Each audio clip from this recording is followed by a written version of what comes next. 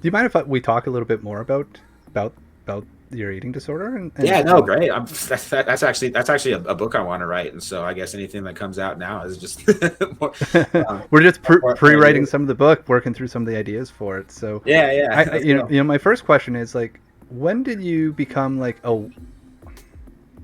aware of the challenge that you were having with, or that it was a challenge or impacting So I your didn't know life? what. Yeah, I didn't know it was a problem until I got into. I was like 25 or 26 years old. I'm almost 30 now. I'm like, how the heck did that happen? Yeah, no, I've always I've had a huge appetite my entire life. Like, I just love to eat, and still to this day, I'm eating 500-600 grams of protein a day, Yeah. which is basically like probably 6 pounds of steak. I'm not Oh really wow. tracking it that much right now.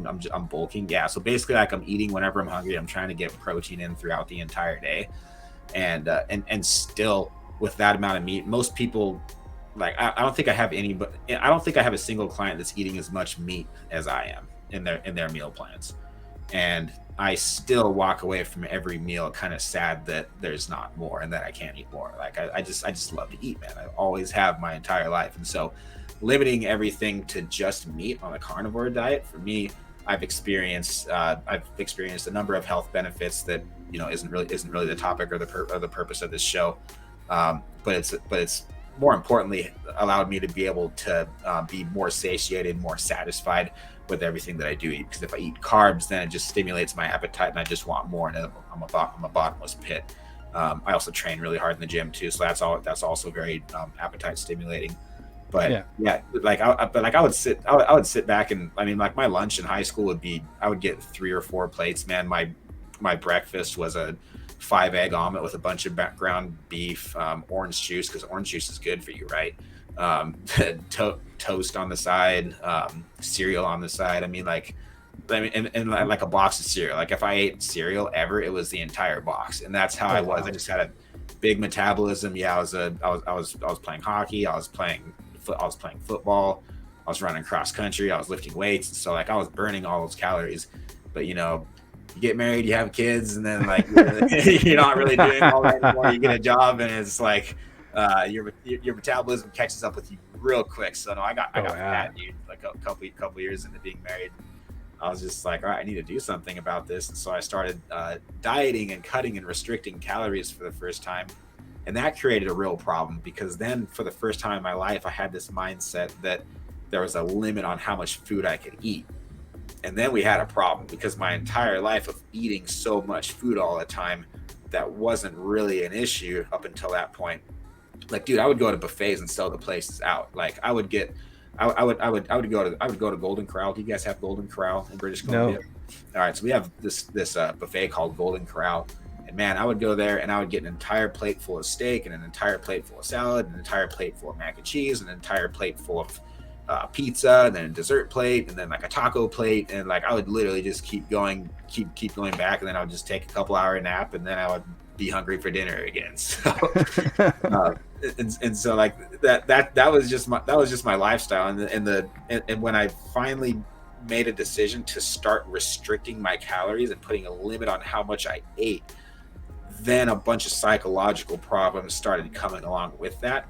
And then whenever I would fall off or eat too much, like, it would mess with my head. I'm a perfectionist, went Right. to school for classical music performance, so I'm very much a perfectionist. And, like, anything that would make me feel like I was going backwards would be something that would be really hard to handle.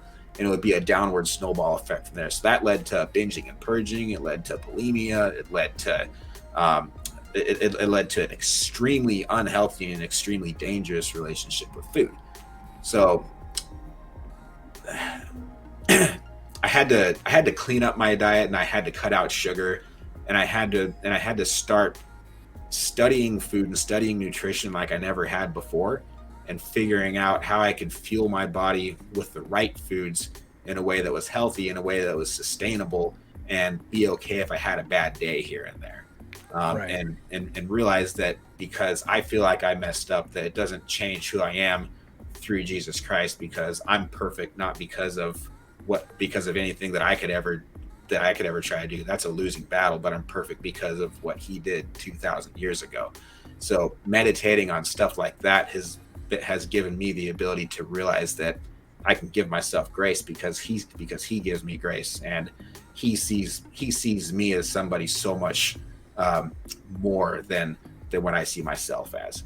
So yeah, between faith and between studying nutrition, between having a coach to hold me accountable, I've come a long way. I've come a long way through all of it. Congratulations on coming through that way, and just sharing that, man. Like that's it's interesting listening to it, going from like you were big time sports in high school, this probably just massive like energy source, like just eating all this food, and like they say that you can't outwork a bad diet, but like when you're doing that much, be like, it doesn't really matter, you're just burning it as fast as it hits in, and then feeling it come in, and having that, like it's almost like this the story of the Hydra. You cut off one head, going, I'm just going to restrict myself a little bit, and all of a sudden it's just like, oh, here's all the things behind food, and what does restrictions now mean? What's this saying about you?